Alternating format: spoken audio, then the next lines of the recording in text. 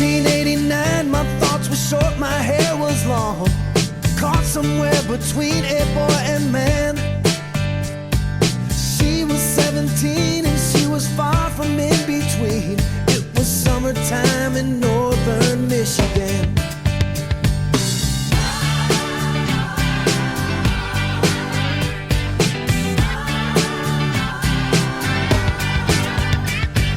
Splashing through the sandbar, talking by the campfire. It's the simple things in life, like when and where.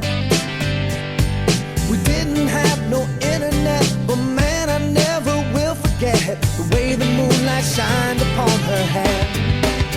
And we were trying different things, and we were smoking funny things, making love out by the lake to our favorite song, sipping whiskey out the bottle, not thinking about tomorrow, singing Sweet Home Alabama all summer long.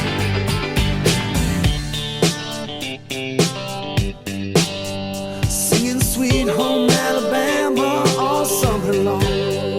Catching walleye from the dock, watching the waves roll off the rocks. She'll forever hold a spot inside my soul. We'd blister in the sun, we